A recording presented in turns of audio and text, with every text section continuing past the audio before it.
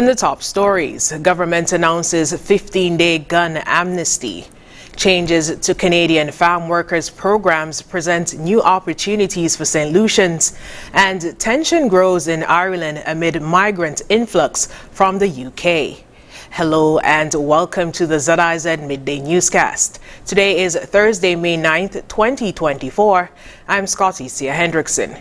Nationally, Prime Minister and Minister of National Security, Honorable Dr. Terence Drew, moments ago announced a 15-day gun amnesty program beginning May 10th to Saturday, May 25th.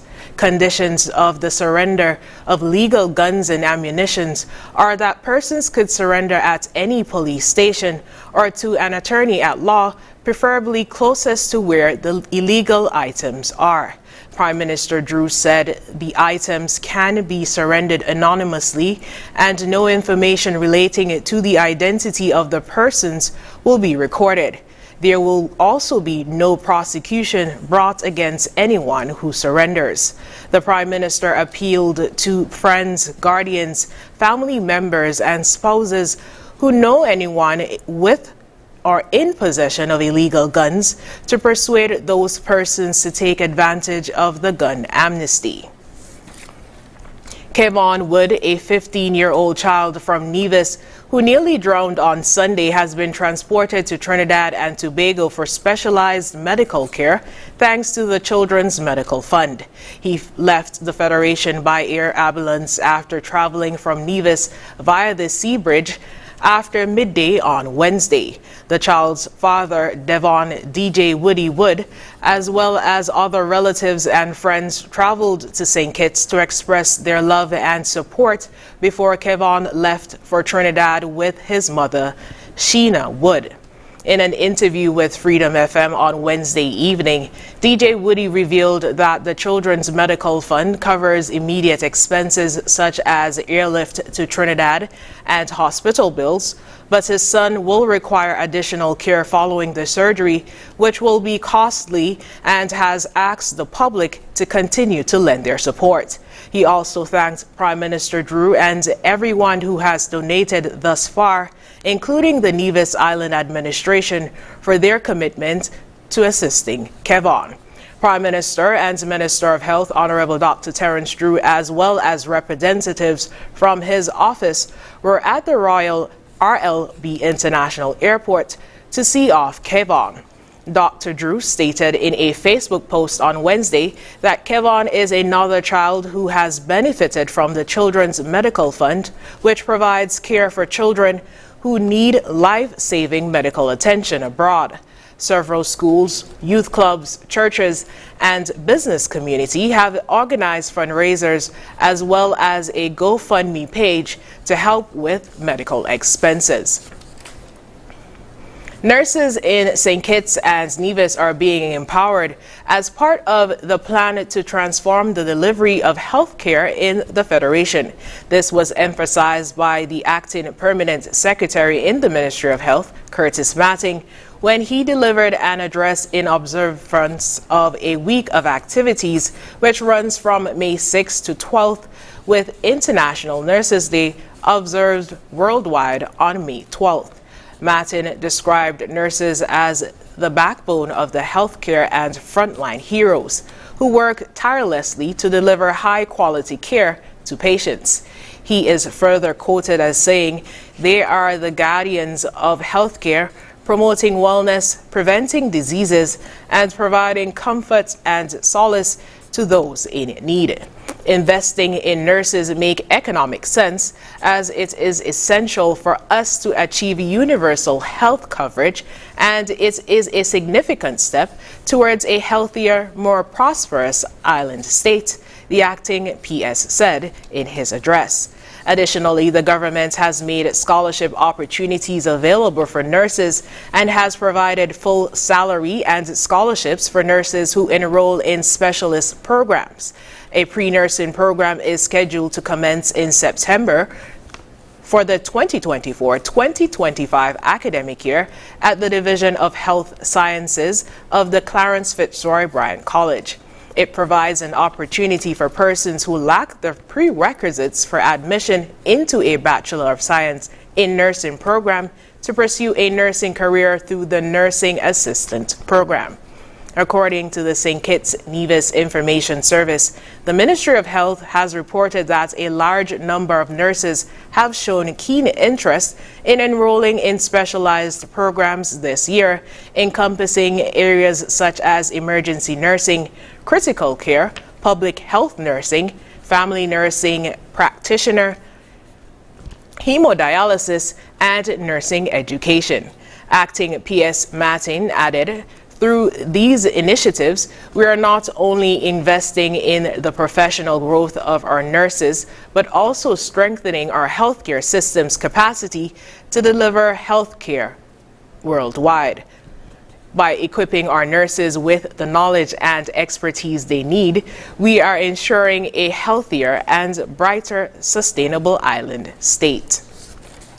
In regional news, St. Lucia's Prime Minister Minister for Labor, Dr. Virginia Albert Poyote, says the workers going to farm in Canada will have an opportunity to obtain new contacts without returning to the island come 2025. The minister also addressed past concerns regarding the program. More in this DBS News report.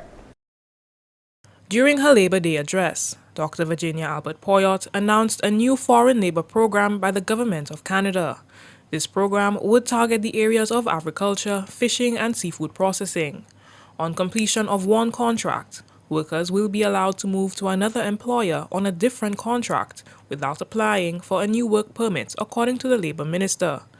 Speaking outside the House of Parliament on Tuesday, 7th May, Dr. Albert Poyote expounded on what this program means for St. Lucians. That program has been going on for many decades, but there is a slight improvement this time.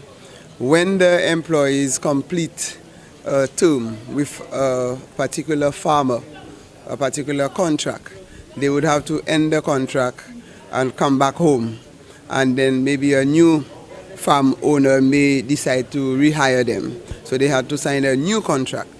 So this time around, they can switch from one contract with a farmer to another farmer with a new contract without having to come back to St. Lucia. In the past, workers who went to Canada have complained of ill treatment and experiences of racism. Nevertheless, Dr. Albert Poyote says that there are some people who have successfully participated in the program for many years. As for the possibility that this venture could lead to the loss of local labor, this is what she had to say. Well, again, when it comes to employment, is the choice of the worker. If the worker chooses to work in St. Lucia, that's his or her choice. If the person wants to work in Canada, the USA, UK, we allow them. What we have to do is to ensure that we have work environment that is attractive, that is paying a decent wage, and people feel comfortable staying home to work. But if they want a lot more income and they are not satisfied with what they are getting here, that is their prerogative to go out there and work wherever they want to. This program will commence in 2025. For the DBS News World, Miriam Montoot reporting. Guyana's Vice President Barrett Jagdeo was re-elected as the General Secretary of the People's Progressive Party following the inaugural meeting of the party's new Central Executive Committee. More are in this report. The People's Progressive Party Civic, PPPC, has developed a new Central Executive Committee and held their first meeting on Tuesday, where they re-elected Vice President Barrett Jagdeo, who has been accused of corruption by many, as the party's General Secretary. In addition to the re-election of Jagdeo to the Central Executive Committee, 18 other members were elected. They include President Irfan Ali, Zulfikar Mustafa, Anil Nandlal, Dr. Frank Anthony, Vikram Bharat, Colin Kroll, Nigel Dharamlal, Neil Kumar, Shyam Nokta, Dr. Vindya Prasad, Donald Ramatar, Clement Rohi, Pauline Sakai, and Gail Tashira as full members, while Kwame McCoy, Anand Prasad, and Ricky Ramraj were elected as candidate members. Minister of Agriculture Zulfikar Mustafa was re-elected as the Executive Secretary, and President Irfan Ali as the Finance Secretary. Other secretaries will be announced in the next meeting. Jagdeo, in his address to the Central Executive Committee, thanked the members for their contributions and stressed that the Congress was a success because the event demonstrated, quote, diversity, energetic atmosphere, deep discussions, significant issues tackled, and efficient logistics, end of quote. The PPPC government ended their Congress with a skit showing teachers protesting at a recent strike action, to which the opposition deemed the party as distasteful, disgusting, and disingenuous, and demanded that the PPP party issue an apology to the teachers, one of the important pillars in Guyana society. There were also conversations surrounding the president's continued dancing acts by senior counsel Royce Ford, who believes these performances send the wrong message about the seriousness Guyana approaches to good governance. For AGP Nightly News, I am Daisy Richards. In international news, London's plan to deport asylum seekers to Rwanda has sparked fears among those inside the UK, leading some to try and cross into neighboring Ireland. More in this Euronews report. These were the scenes in Dublin recently as government agencies moved in to remove tents occupied by asylum seekers. After many weeks of evolving unhygienic conditions, the area around the International Protection Office was cleared, much to the delight of local residents. The action by agencies of the Irish state, however, simply saw asylum seekers move 200 metres down the road to the nearby Grand Canal due to a scarcity of accommodation.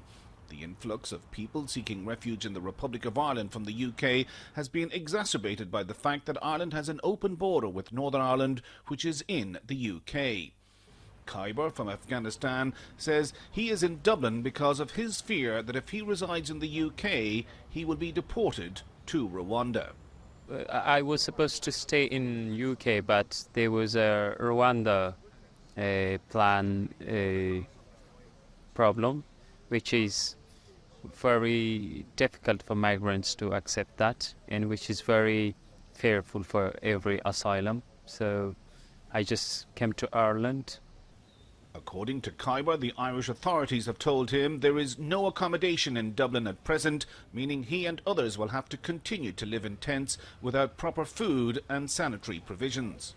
They tell us we don't have any accommodation for the moment, so we will just wait that, so they don't know when they will provide us accommodation. So at the moment we just stay in the tents.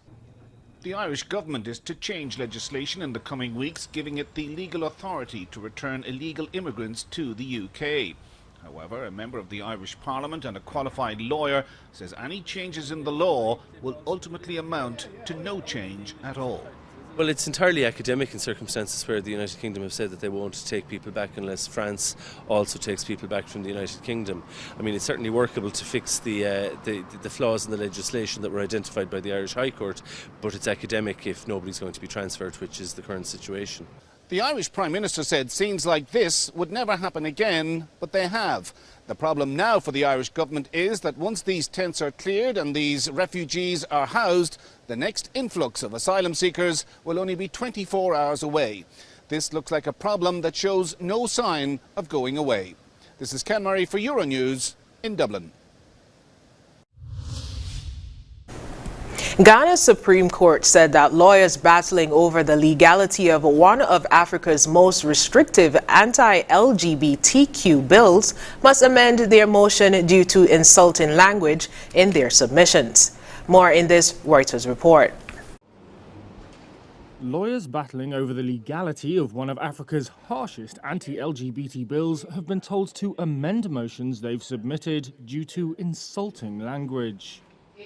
Ghana's Supreme Court postponed Wednesday's first hearing on challenges to the bill brought by two lawyers. In February, Parliament unanimously passed the legislation. It would intensify a crackdown on LGBT rights in Ghana, where gay sex is already punishable by up to 3 years in prison. However, President Nana Akufo-Addo has delayed signing the bill into law, with his office citing pending challenges at the Supreme Court. The bill's supporters have been pushing for it to be ratified. Andy Appiah-Kubi is a Ghanaian lawmaker. Parliament has passed it. So for me, constitutionally what is left for Parliament to do is to transmit it to the presidency. Anything to attempt to frustrate the performance of such constitutional duty, for me, is unconstitutional. Amanda Oroy and Richard Skye, both lawyers, have filed separate challenges to the bill. They're seeking to declare it illegal and prevent the president from signing it. Rights groups have warned that the new law could lead to further violence against LGBT people who already suffer different forms of discrimination. The Finance Ministry has also warned that $3.8 billion in World Bank financing and a $3 billion International Monetary Fund loan program could be derailed. On Wednesday, the plaintiffs and lawyers for the Speaker of the Parliament were told to remove inappropriate, intemperate language from their motions in order to be courteous. Amendments must be filed by May 17th. And now for the weather. Present weather is fair skies with haze. Temperature is 29 degrees Celsius or 85 degrees Fahrenheit. Winds are a light breeze of 15 miles per hour from the east. Seas are 1 to 1.5 meters or 3 to 5 feet. Weather forecast in St. Kitts and Nevis for today will be partly sunny skies in general, with periods of increased cloudiness and a 60% or moderate chance of localized afternoon showers developing. Tonight will be fair to partly cloudy skies in general, with a 40% or moderate chance of brief overnight showers. Sunset today will be at 6:34 p.m. and sunrise tomorrow will be at 5:41 a.m. And that brings us to the end of the ZIZ Midday newscast. Join us this evening for these stories and more in detail. Thank you so much for joining us. I'm Scotty Hendrickson.